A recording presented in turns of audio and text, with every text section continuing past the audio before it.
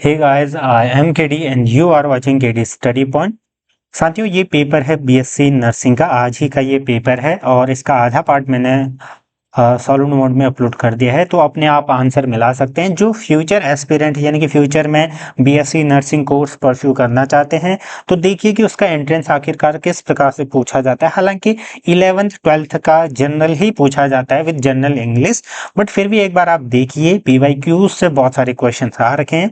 चलिए शुरू करते हैं। अगर आपने पहला पार्ट नहीं देखा है तो आप जा करके चैनल पर उसको देखिए, बाकी चैनल से जुड़े रहे। आगे भी इसकी वीडियोस लगातार आती रहेंगी आपको चैनल पर। तो 21st क्वेश्चन है हमारा, a capacitor of capacitance C is connected across an AC source of voltage, जिसका वोल्टेज है V बराबर V not sine omega t।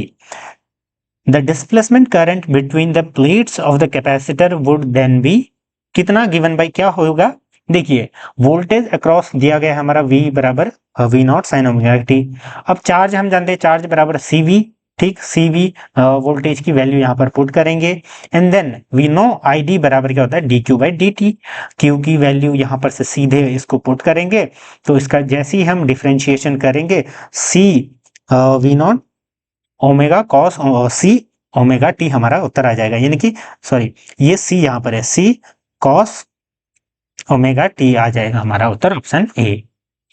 बढ़ते हैं अगले क्वेश्चन की तरफ। इसका डिटेल सॉल्यूशन मैं आपको एक पूरे पेपर का बाद में दे दूंगा जब इसकी फाइनल आंसर की आ जाएगी। Which of the following logic gates is known as a universal gate. देखिए आसान सा क्वेश्चन, 12th क्लास का क्वेश्चन है। नैंड गेट को क्या कहा जाता है, यूनिवर्सल गेट कहा जाता है। आपने ये उसमें भी पढ़ा होगा, किसमें, 12th क्लास में। हाँ, बाकी next question, a convex lens A of focal length 20 cm and a convex lens B of focal length 5 cm are kept along the same axis with a distance of D between them। मान लीजिए एक focal length वाला ये है 20 centimetre की focal length वाला convex, ये convex है, ठीक। और दूसरा आपका है यहाँ पर, मान लीजिए बी रखा हुआ है क्या, आपका कॉनकेव, ठीक है। कॉनकेव को रख दिया हमने। तो देखिए अब होगा क्या, when are kept along the same axis, same axis में रख दिया हमने, ठीक। a distance t between them if parallel beam of light falling on A में हमने क्या करा, फॉल करा। if falling on A leaves B as a parallel beam then the distance D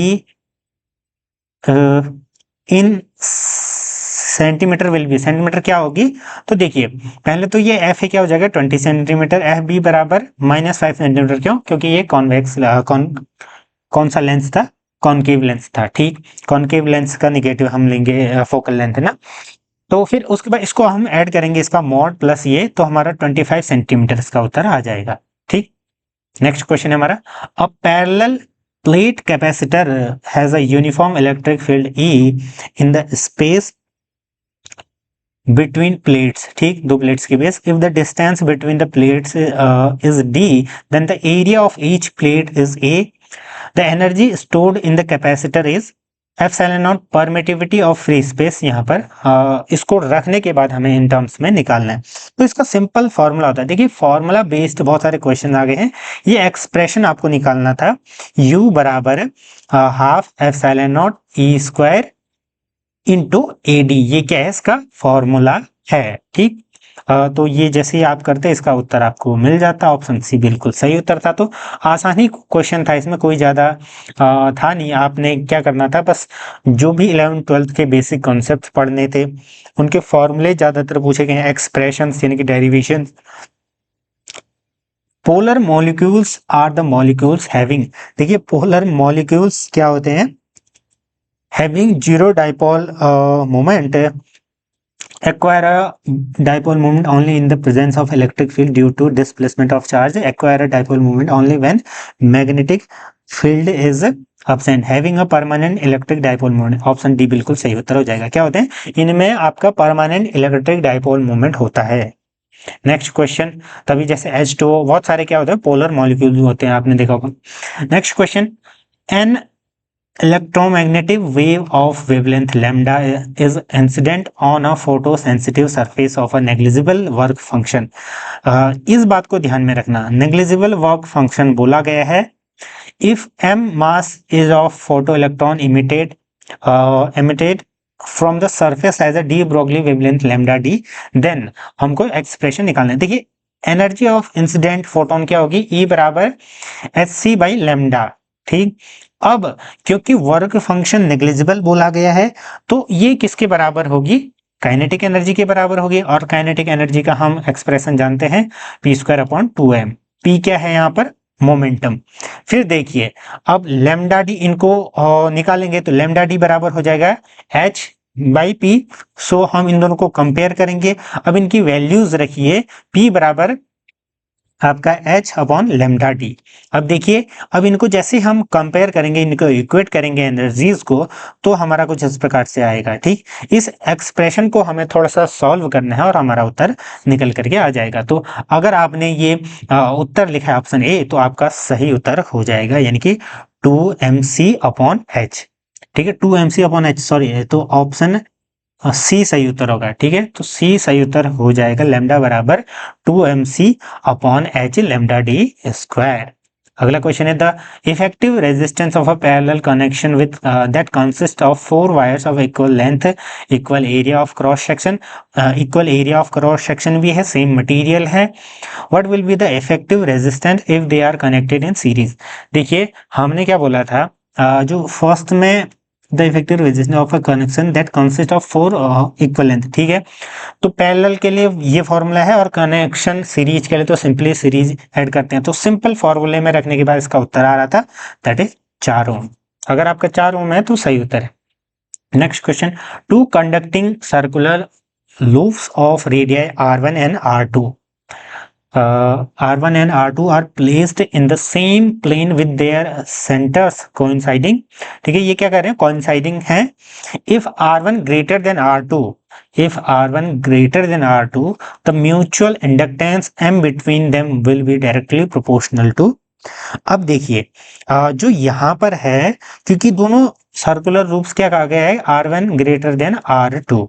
अब हमने क्या पढ़ा था, देखिए सबसे पहले तो B बराबर क्या होता है, mu naught I1 upon 2R1, हम यहाँ पर ऐसे लिख सकते हैं। ठीक है, जैसे ही अब देखिए लूप वन के अराउंड, अब हमने पढ़ा था क्या, साई बराबर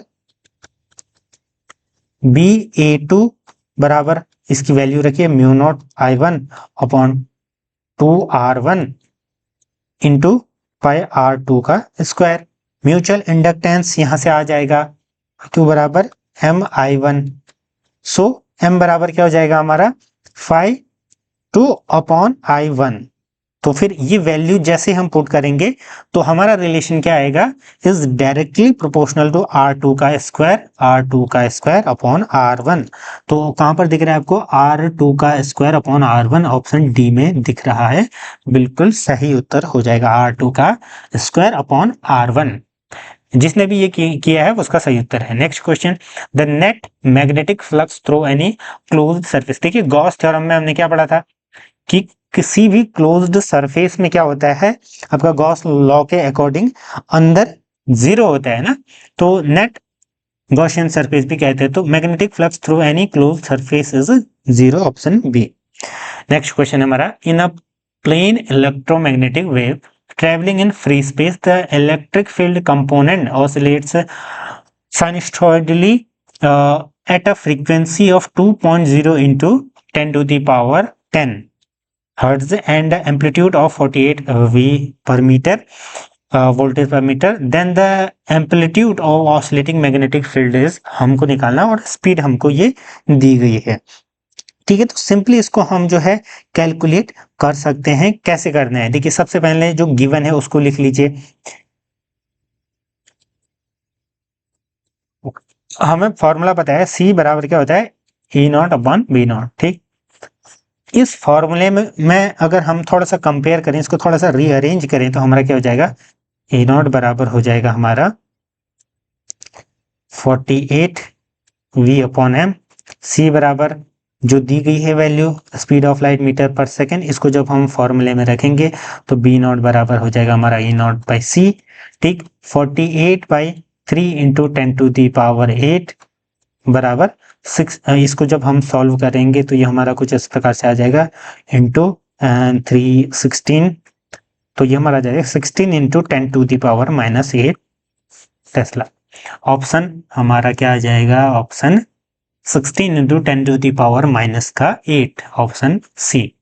ठीक है, तो कुछ इस प्रकार से निकालना था, सिंपल फॉर्मूला बेस्ड क्वेश्चन था।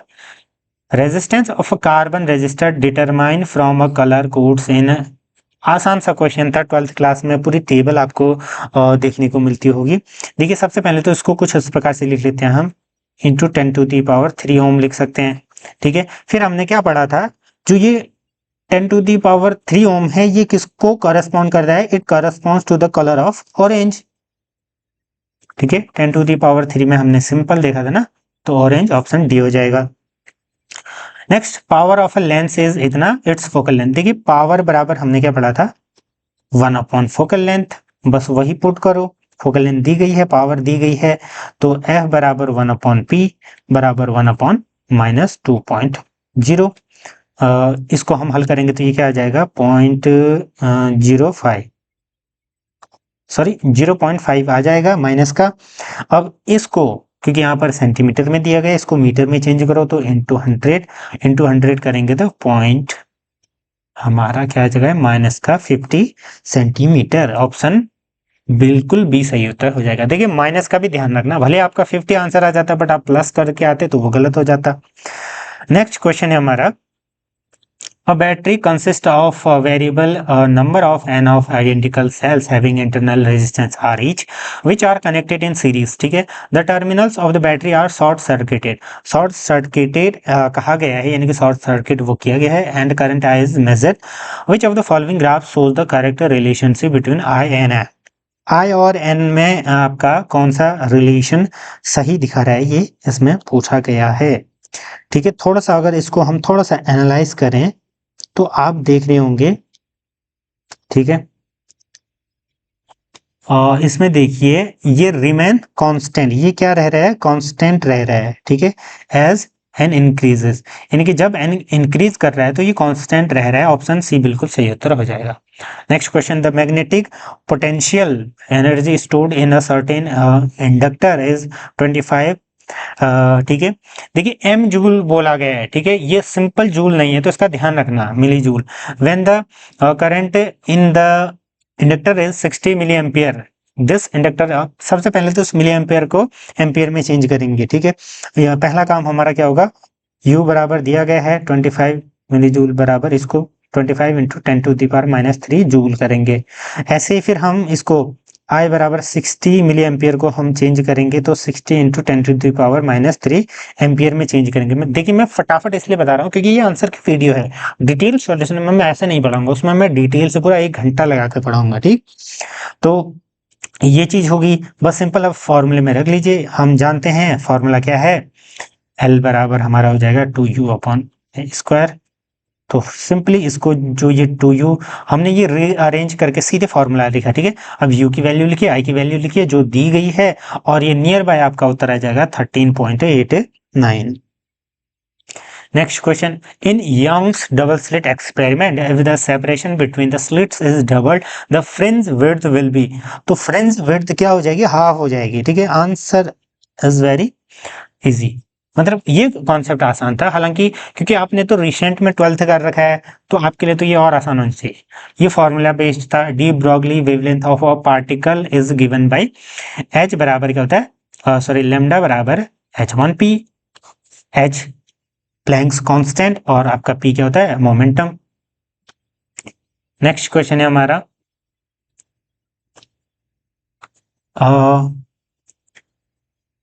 in a PN junction diode change in temperature due to heating।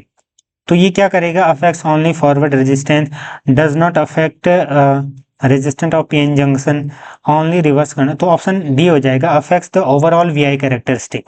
ठीक है, जैसे ही टेम्परेचर से क्या होता है, ड्यू टू हीटिंग से चेंज होगा तो पूरा VI कैरेक्टरिस्टिक्स ही बदल जाती हैं। नेक्स्ट क्वेश्चन, एन इंडक्टर 20, ठीक है, कैपेसिटर 100 दिया गया है माइक्रो फेराड, रजिस्टर 50 दिया गया है, connected in series across a source of EMF दिया गया वोल्टेज। ठीक है, V बराबर 10 sin 314T। The power loss in the circuit is, तो power loss in the circuit हमें ये यहाँ पर क्या है, निकालना है। देखिए हमने क्या पढ़ा था, एक सेकेंड ना, हाँ तो हमने पढ़ा क्या था, देखिए सबसे पहले देखिए इसमें हम क्या करेंगे, पहले तो इसका जो पावर लॉस है उसका फॉर्मूला रिकॉल करो। इसका फॉर्मूला क्या था, P बराबर था हमारा I square I R M S, ठीक है, R M S into R resistance. बस इस फॉर्मूले के हिसाब से हमको सॉल्व करना था। अब देखिए सबसे पहले हम क्या निकालेंगे, I square I R M S निकालेंगे, एन आर तो यहाँ पर दिया ही गया है, तो फिर सिंपल से इसको हल करेंगे। तो सबसे पहले देखिए हम निकालेंगे एक्सएल, क्या निकालेंगे, रिएक्टेंस को निकालो एक्सएल।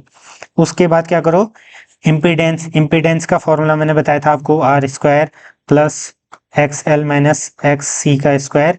इसको जैसे हल करोगे तो ये वैल्यू निकल जाएगी। जब आप इम्पीडेंस निकाल दोगे, ये जो जेड निकल जाएगा, उसके बाद आपका सिंपल से फॉर्मूला बन करके निकल आता है, जिसमें आपका आई आर एम एस बराबर क्या होता है, V R M S upon Z. तो यहाँ से आई आर एम एस की वैल्यू निकल गई, और ऊपर मैंने आपको फॉर्मूला बता ही दिया, आई स्क्वायर आर एम एस में आई की वैल्यू रखो और आर दिया गया है, तो आपका क्या आ जाएगा, पावर लॉस इन सर्किट आ जाएगा। उत्तर मैं बता देता हूं, आपका उत्तर है 0.79 वॉट, ऑप्शन सी। ठीक, नेक्स्ट क्वेश्चन है हमारा, इन इंडक्टर ऑफ इंडक्टेंस, ठीक, L and the sir and the capacitance C and a resistor of resistance R are connected in series to a AC source of potential difference V volts। ठीक, V volts के साथ ये क्या हो रहे हैं, connected हैं। फिर पूछा गया है हमसे, एंड देन देखिए potential difference across LCR circuit 40 10 और ये आपका दिया गया है 40 V। तो इसका उत्तर मैं आपको बता देता हूं, एंड देन फिर हम डिटेल से सॉल्व करेंगे, ऑप्शन डी 5 ओम। ठीक, LCR सर्किट वाला है, इसमें भी आपको इम्पीडेंस निकालना है, जेड निकालना है, ठीक है, 50/10A करेंगे तो ये हमारा कुछ इस प्रकार से आता है। लेकिन थोड़ा सा आपको ये कॉन्सेप्ट समझना पड़ेगा, पहले आपको जेड वीपी अपॉन आईपी करके निकालना पड़ा होगा, ठीक है। तो जिन्होंने भी 5 इसका निकाला है उसका सही उत्तर हो जाएगा। फिजिक्स का लास्ट क्वेश्चन है, आई थिंक, नहीं एक दो और है ये, ना लास्ट ही क्वेश्चन है। A straight conductor of length L carrying a current I is placed in a uniform magnetic field B, if the conductor is placed perpendicular to the magnetic field the force experienced by it is called, simple formula था भाई BIL। ठीक, option 20 का सही उत्तर हो जाएगा 40 का। ठीक, 40 का हमारा क्या हो जाएगा, ऑप्शन बी सही उत्तर हो जाएगा, F बराबर। तो ये हमारा क्या हो गया, हमारा उत्तर आ गया।